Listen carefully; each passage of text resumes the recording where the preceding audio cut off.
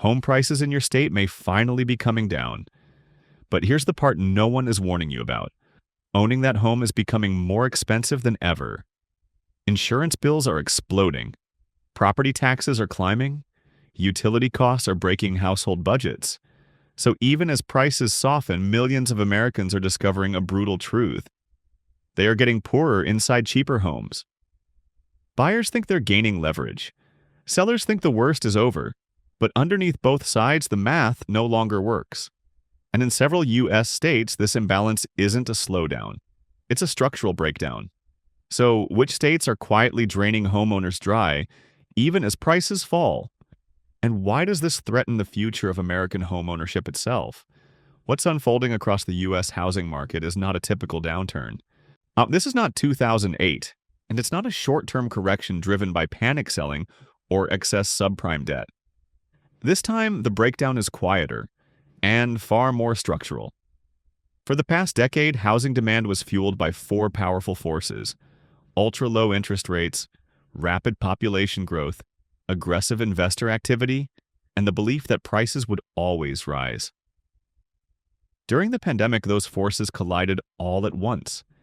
Migration surged, remote work exploded, and builders rushed to meet demand.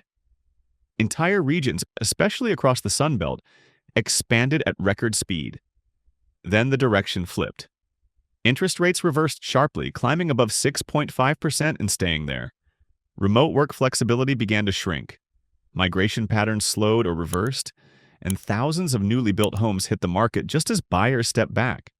Inventory started rising, not because people wanted to sell, but because homes stopped moving. At the same time, a second and more dangerous shift was taking place beneath the surface. Ownership costs detached from home prices. Insurance premiums surged across climate-exposed states. Property taxes reset higher after years of appreciation. Utilities became more expensive as heat waves, droughts, and energy demand intensified. Maintenance costs climbed as materials and labor stayed elevated. The result is a historic contradiction. Prices are easing, but affordability is still collapsing. In previous cycles, falling prices restored balance. This time, falling prices are colliding with rising fixed costs, trapping both buyers and sellers in place. Homeowners hesitate to sell because they can't replace what they already have, and buyers hesitate to commit because monthly costs no longer align with incomes. Investors are pulling back entirely as risk overtakes return. And unlike past downturns, climate risk and insurance retreat are now active accelerants.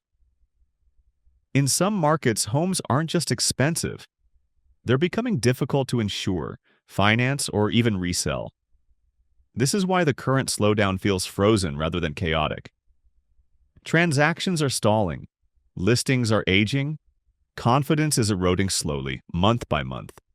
And inside that stall are 7 states where the pressure is already cracking.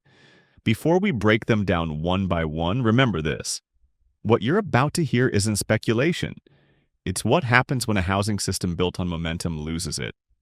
If you want to follow 7 real case studies where the numbers look better on paper, but life gets more expensive by the month, make sure to like the video, subscribe to the channel, and turn on notifications. Because these aren't headlines, they're warnings. 1. Florida. Florida was once the brightest star of America's post-pandemic housing boom. Sunshine, low taxes, and endless migration pushed prices higher at a pace few questioned. For a while, it worked. Homes sold in days. Investors piled in. Retirees rushed south. Then the costs arrived. By 2025, Florida's median home price looks deceptively reasonable on paper. But the true crisis isn't price. It's survivability. Insurance premiums have exploded, rising several hundred% in just a few years. Many homeowners now pay $7,000 to $8,000 annually simply to keep basic coverage. Others can't find coverage at all. Property taxes reset higher after years of appreciation. Utility bills surge as extreme heat stretches air conditioning use for months at a time. Flood mitigation fees, storm repairs, and special assessments quietly drain savings. As these costs stack up, demand has started to fracture. Inventory has surged across major metros. Listings sit longer. Nearly 1 in 4 sellers has already reduced asking prices. Not because they want to, but because buyers are walking away once monthly expenses are revealed. The deeper problem is insurance retreat. When insurers leave, financing tightens. When financing tightens, buyers vanish. Entire neighborhoods become difficult to sell, even at discounted prices. For longtime residents, the pressure is relentless. Fixed incomes can't absorb rising escrow payments. Families begin choosing between selling at a loss or staying and bleeding cash. Investors who once treated Florida like a guaranteed return are quietly exiting, flooding the market with listings at the same time. Florida isn't cooling down, it's being squeezed from every direction. So what happens when a state built on growth, climate appeal, and affordability becomes one of the most expensive places in America to simply stay housed? And if Florida is already cracking under these pressures, which state follows next? 2. California. For decades, California sold the ultimate version of the American dream. Opportunity, innovation, and wealth creation, all wrapped in ocean views and global influence. Housing was expensive, but it was justified by growth. That equation no longer holds. By 2025, California's median home price sits far above what the average household can sustain. But the real breaking point isn't the purchase price. It's everything attached to it. Insurance markets are fracturing under wildfire risk.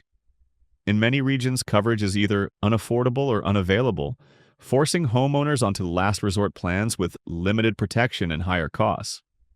At the same time, property taxes, utilities, and maintenance expenses continue to climb.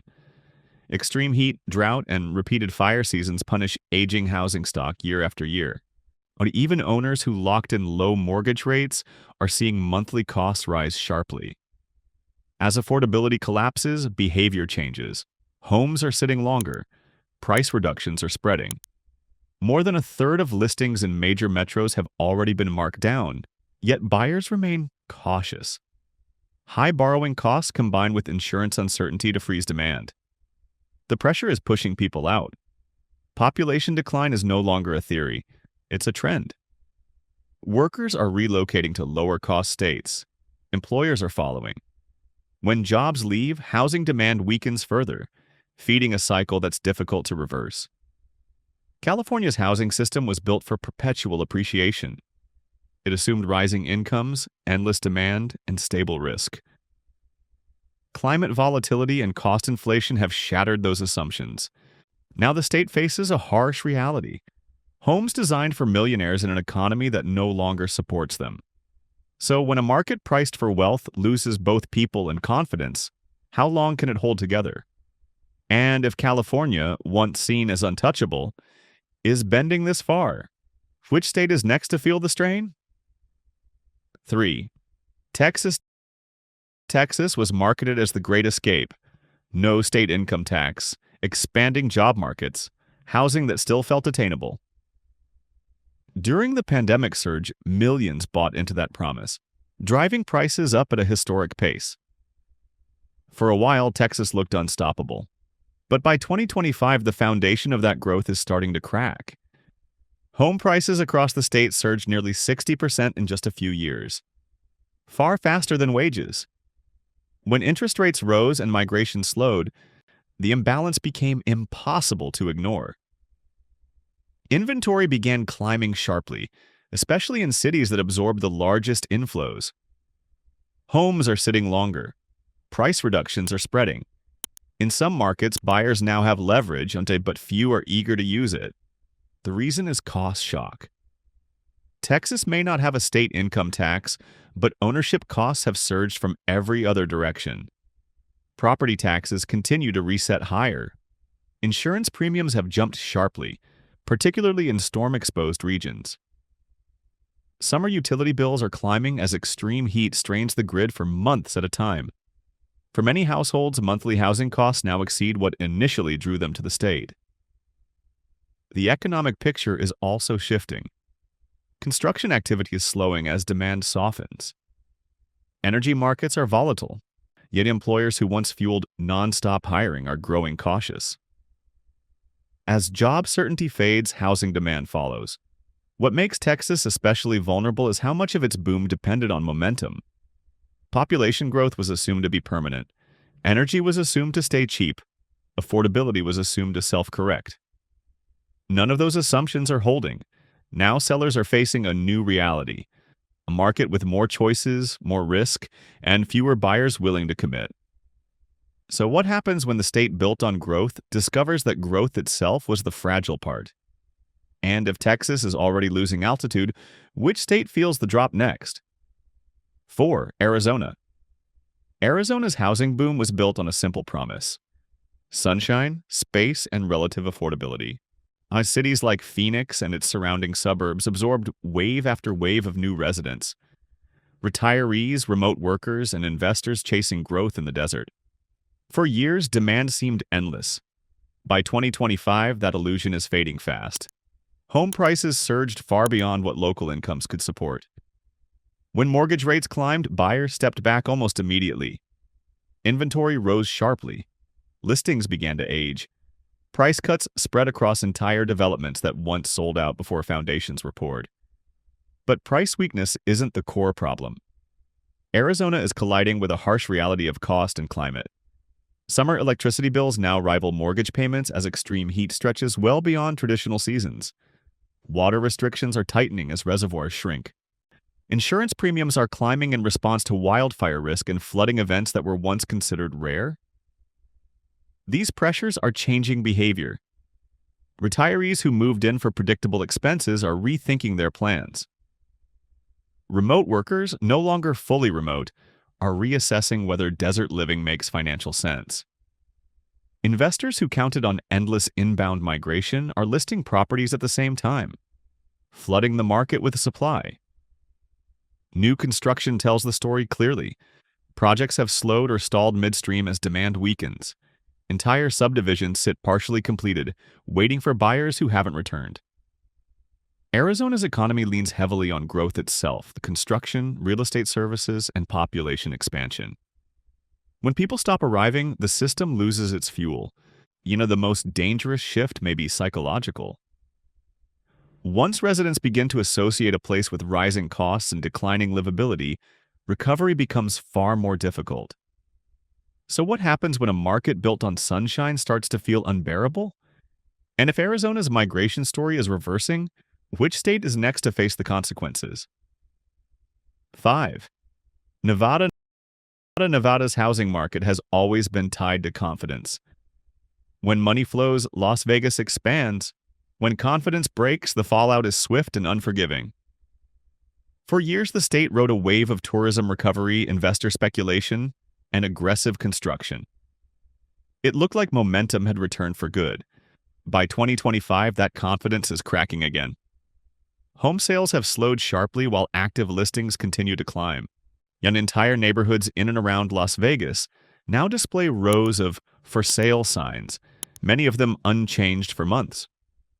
Sellers are offering concessions and incentives, not because they want to, but because demand has evaporated. The problem isn't just price. Nevada's economy remains highly sensitive to discretionary spending. When tourism softens, service jobs disappear quickly. Tips dry up. Overtime vanishes.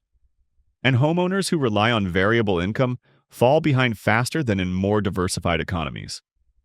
At the same time, ownership costs are climbing. Insurance premiums have risen as wildfire exposure increases. Water restrictions are tightening across southern Nevada, pushing utility bills higher and discouraging future development. These costs eat into budgets that were already thin, and investors who once treated Las Vegas real estate like a high-stakes game are pulling out. Short-term rental demand has softened, regulatory pressure has increased, and carrying costs no longer justify the risk. As investors exit together, supply overwhelms the market.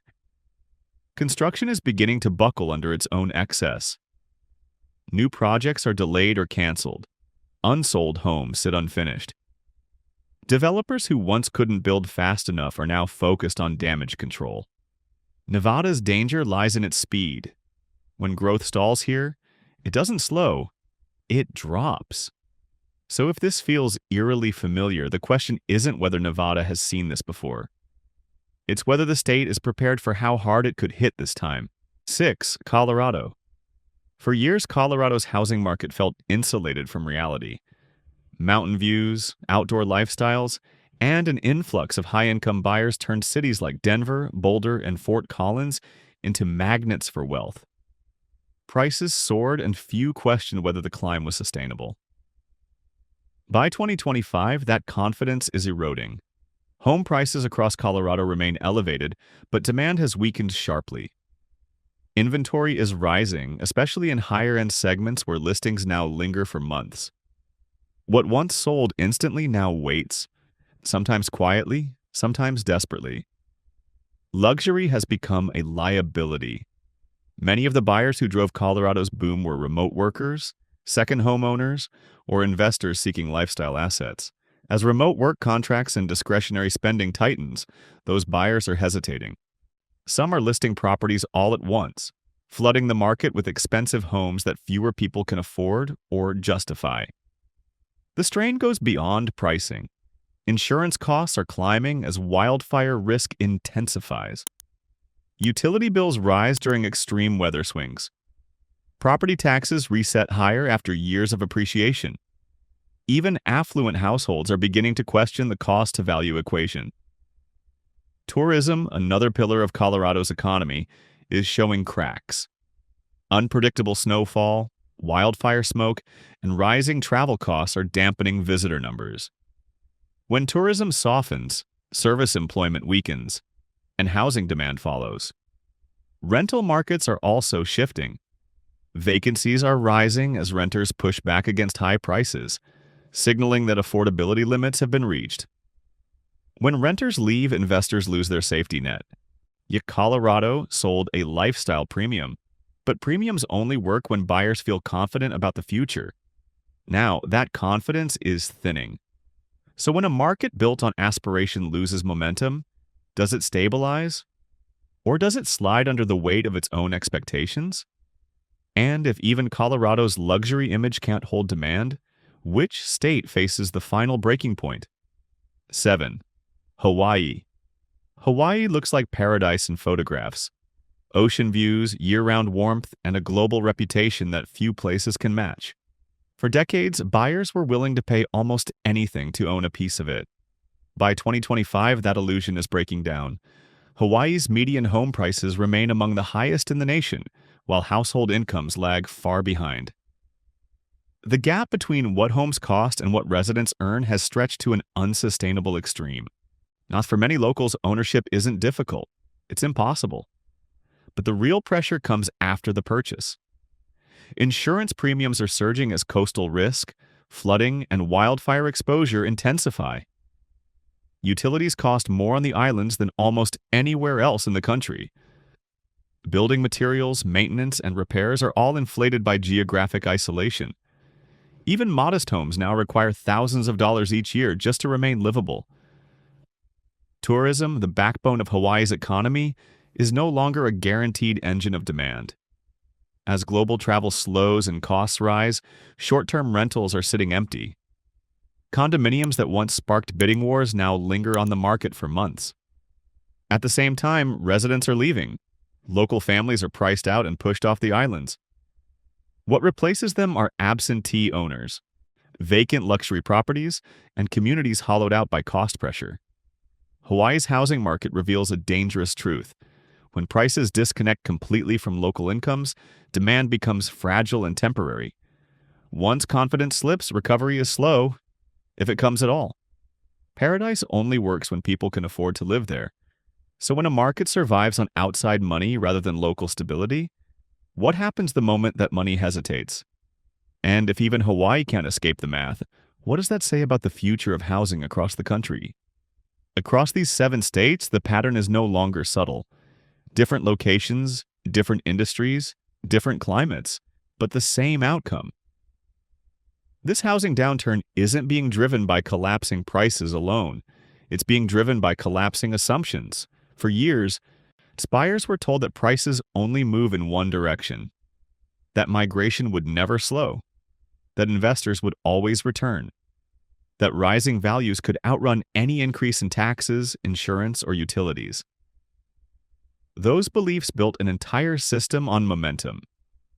Now that momentum is gone. In Florida, insurance breaks the math. In California, cost of living and climate risk fracture demand. In Texas and Arizona, migration slows and expenses rise together. In Nevada, confidence evaporates with tourism. In Colorado, luxury demand hesitates. In Hawaii, prices detach completely from local reality. What ties them together isn't panic, it's erosion. Erosion of affordability. Erosion of confidence. Erosion of the belief that owning a home automatically builds security. This is why falling prices haven't brought buyers rushing back. Because cheaper homes still come with costs many households can't absorb. And when ownership stops making sense, markets don't crash loudly and they stall, then slide. The question now isn't whether housing will bounce back. It's whether some places can recover without reinventing how housing actually works. From insurance and infrastructure to wages and climate resilience. So, is this just another correction? Or is it the beginning of a longer reset, where some states stabilize, and others quietly become too expensive, too risky, or too fragile to sustain ownership at all? If you're seeing this unfold in your city, share your experience below. And if you want to follow the real data behind where U.S. housing is heading next, like the video, subscribe to the channel, and turn on notifications. Because this story isn't finished. It's just getting started.